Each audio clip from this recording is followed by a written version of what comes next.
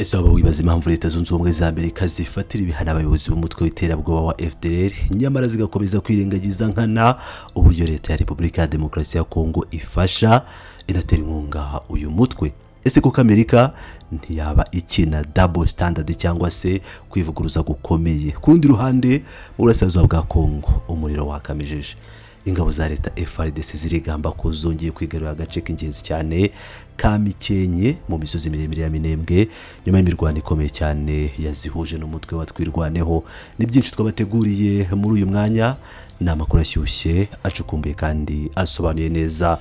Wowe icyo usabwa ni ukwicara ugatega amatwi ukabana nanjye kugeza ku musozo w'iki kiganiro. Baje kubasuhuza, mwiriwe ndetse mwaramutse bakunzi ba Pilot News TV, mwe mudukurikira umunsi ku munsi. Tubahaye ikaze mu makuru agezweho kandi acukumbuye mu karere k'ibiyaga bigari, by'umwihariko amakuru yibanda ku bibera mu burasirazuba bwa Repubulika ya Demokarasi ya Kongo. Nk'uko twababwiye mu ncamake, uyu munsi tugiye kubagezaho ingingo ebyiri zo zigiye kwibandaho zikomeye cyane, zirimo kuvugwa cyane mu bitangazamakuru mpuzamahanga ndetse no mu basesenguzi ba politiki y'akarere. Turaza kurebera hamwe iby'imirwano ikomeye iri kubera muri Kivu y'Amajyepfo, tunagaruke ku bihano bishya bya leta zunze ubumwe za Amerika. Reka duhere mu misozi miremire ya Minembwe. Amakuru atugeraho muri uyu mwanya yemeza ko ingabo za Repubulika ya Demokarasi ya Kongo FARDC zashyize ahagaragara itangazo ryigamba ko zongeye gufata no kugenzura byuzuye agace ka Mikenke. Mikenke ni agace gaherereye mu misozi miremire cyane ya Minembwe, deko aka gace ka Mikenke kari kamaze iminsi ibiri yose kigaruwe n'umutwe wa Twirwaneho, nubwo hari abavuga 4 cyangwa 5 nyuma y'imirwano ikomeye yari yabaye mu minsi ishize. Kugira ngo wumve neza uburemere bw'iyi nkuru, reka twongere ibisobanuro by'inyuma. Minembwe sa gace gasanzwe mu burasirazuba bwa Kongo, ni agace gakunze kuberamo amakimbirane ashingiye ku moko n'umutekano muke. Akaba ari nako gace kabarizwamo abaturage benshi bavuga ururimi rw'Ikinyarwanda cyangwa Ikinyamurenge, nk'uko bo bavuga ko batavuga Ikinyarwanda ahubwo bavuga Ikinyamurenge. Agace ka Mikenke rero gafatwa nk'irembo cyangwa se umuryango winjira muri Minembwe rwagati. Bivuze ko ugenzura Mikenke aba afite ijambo rikomeye ku bwinjiriro cyangwa amarembo y'iyi misozi yose, no kuvuga kuwinjira cyangwa sohoka muri imisozi yose. Umuvugizi wa FARDC mu bikorwa bya gisirikare muri iyi ntara ya Kivu y'Epfo yitwa Lieutenant Ligan Mbuyi Kalonji yafashe ijambo asobanura uko ibintu byagenze. Yavuze ko Mikenke yongeye gufatwa nyuma y'igitero simusiga cyo kuyisubiza cyagabwe n'igisirikare cya leta, ariko se kuki FARDC yari yabanje gutakaza aka gace hamwe n'abasoda b'u Burundi FDLB? Mu magambo yo bwite, Lieutenant Kalonji yatanze ibisobanuro by'impamvu ingabo za leta zari zabanje kuva muri Mikenke. Yavuze ko FARDC itaneshejwe, ahubwo ko yari yabanje gusubira inyuma ku bushake igana mu gace kitwa Kishirita. Impamvu ngo yatumye basubira inyuma ngo kwari ukugira ngo barinde abaturage ingaruka z'imirwano ikomeye yari iri kuba, dore ko muri ibyo bitero hakoreshwagamo indege zitagira abapilote cyangwa se drones mu rurimi rw'Icyongereza.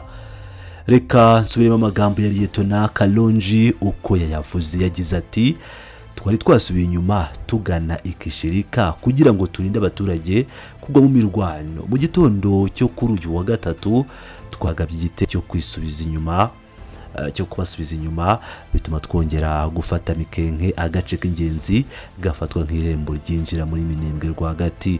Uku gusubira inyuma kugira ngo urinde abasivile ni tekinike ya gisirikare ikunze gukoreshwa, ariko ku rundi ruhande abasesenguzi mu bya gisirikare bavuga ko akenshi imitwe ihanganye iba yashyize igitutu gikomeye ku ngabo za leta, maze ubundi zikaza zibeshya cyangwa zitibita abapfu zivuga ko zavuyeyo mu buryo buri strategique.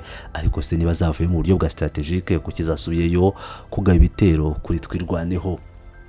Uyu muvugizi wa FARDC ntiyagarukiye aho, yakomeje avuga ko abaturage batuye muri aka gace ka Mikenke bakiriye neza cyane isubiranwa ry'aka gace n'ingabo za leta. Kugira ngo ashimangire ibi, yashinje abarwanyi b'ihuriro rya AFC M23 twirwaneho ibikorwa by'ihohoterwa rikomeye ngo ryakorewe abasivile mu gihe cy'iminsi mike cyangwa iminsi ibiri nk'uko bivuze bari bamaze bagenzura aka gace. Ibi ni ibirego bikomeye cyane bikunze kumvikana mu ntambara zo muri Kongo, aho impande zihanganye zikunze kwitana ba mwana kwihohoterwa ry'abaturage.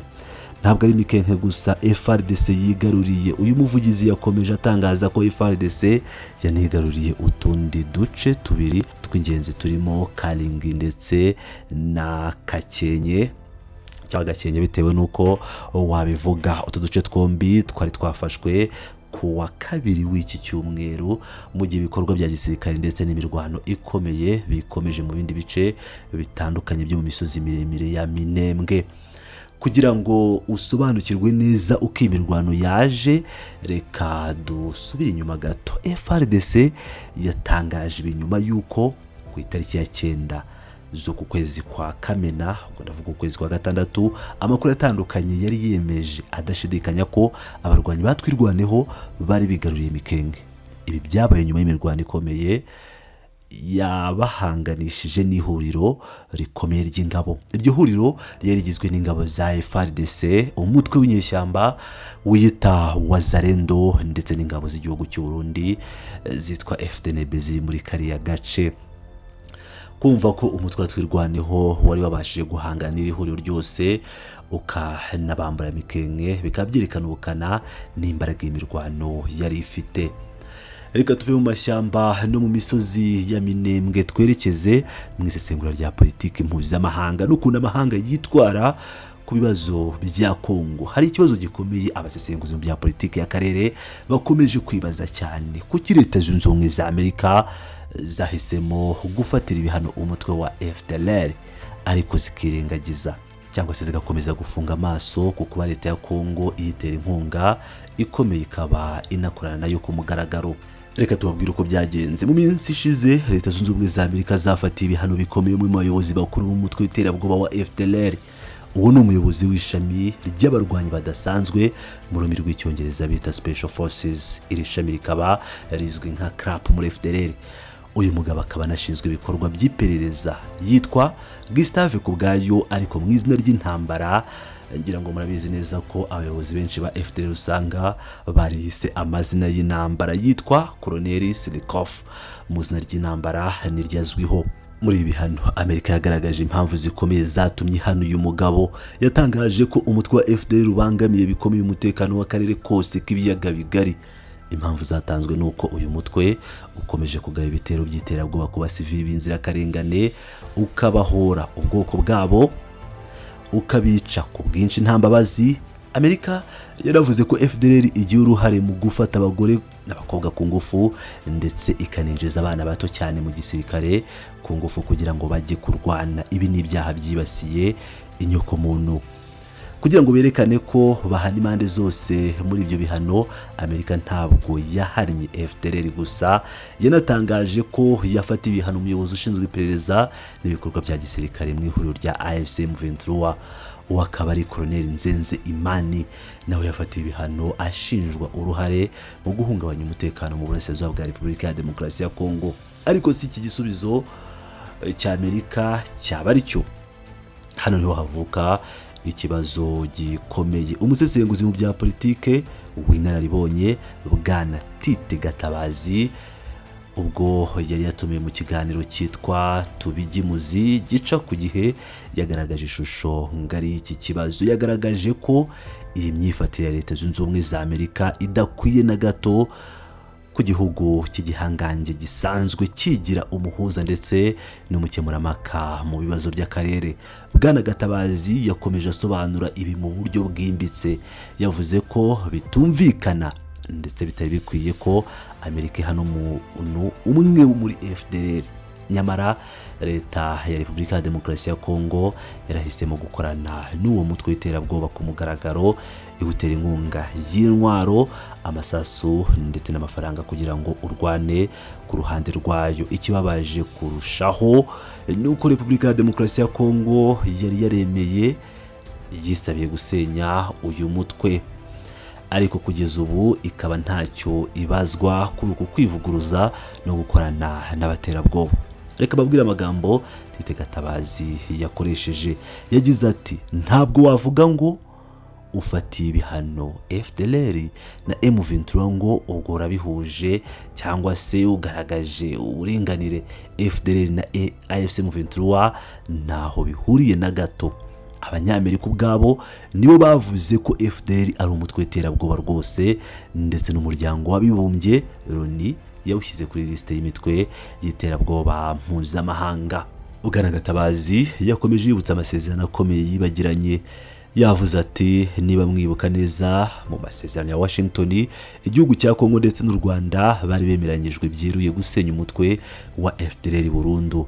Rero nta bihano byayo nk'umuntu umwe byari bikenewe, ahubwo hagombaga igikorwa cyo kwirandura. Ariko se Amerika irafatira FDLR ibihano nk'umutwe, kukidafatira ibihano umufatanyabikorwa wayo ariwe leta ya Kongo? Aya magambo y'uyu musesenguzi arerekana neza ko hari ukwijijisha mu butabera mpuzamahanga. Niba umutwe uzwiho iterabwoba ndetse n'ibyaha byibasiye inyoko muntu ufashwa n'igihugu, kuki icyo gihugu kidahabwa agasopo cyangwa ngo gifatirwe ibihano bikaze? Ibi nibyo bituma benshi bibaza niba amahanga afite ubushake bwa politiki bwo gukemura ikibazo cy'umutekano muke mu burasirazuba bwa Kongo, cyangwa niba ari amakinamico ya politiki gusa agamije kugaragara nk'aho hari icyakozwe mu gihe nta gikorwa. Gusenya FDLR byemeranyijweho kenshi, yaba mu masezerano ya Rwanda, yaba mu masezerano ya Nairobi, yaba mu masezerano ya Doha na Washington, ariko ihuza ry'ingabo za leta ya Kongo n'uyu mutwe ikomeje kuburizamo ayo masezerano yose. Ngayo nguko bakunzi bacu, uko niko bimeze mu burasirazuba bwa Repubulika ya Demokarasi ya Kongo ndetse no muri politiki mpuzamahanga. Imirwano irakomeje muri Minembwe, FARDC irigamba kwisubiza Mikenke no kwirukana twirwaneho, ariko kuri ko ku kibuga guhora guhinduka uko bukeye nuko bwije. Ku rundi ruhande intambara ya politiki nayo irakomeje. Amerika ifatira ibihano abantu ku giti cyabo, ariko igahumiriza ku mikoranire ya leta ya Kongo na FDLR, ikintu gishobora gukomeza kongera umwuka mubi n'umutekano muke mu karere kacu. Ese mwe murabibona mute? Ese murabona koko FARDC izabasha kugumana umutekano wa Mikenke mu gihe kirekire? Ese mwe ntimubona ko Leta Zunze Ubumwe za Amerika zikwiye gufatira ibihano byeruye leta ya Kinshasa kubera gukorana n'umutwe w'iterabwoba wa FDLR nk'uko abasesenguzi babigaragaza? Ntugende utaduhaye igitekerezo cyawe, hasi handikirwa ibitekerezo muri comments. Turashaka kumva uko mubyumva nuko mubibona. Niba kandi ari ubwa mbere usuye iyi channel yacu Pilot News TV, cyangwa ukaba usanzwe dukurikira ariko utarakora subscribe, ibuke ukanda kuri subscribe kugira ngo utazagicikwa n'amakuru yacu acukumbuye kandi asobanuye neza. Kandi like kugira ngo video yacu igere kure unayisangiza abandi, ibyo ni sawa cyane. Mugira ibihe byiza, turakomeza kubana mu yandi makuru ataha. Murakoze cyane.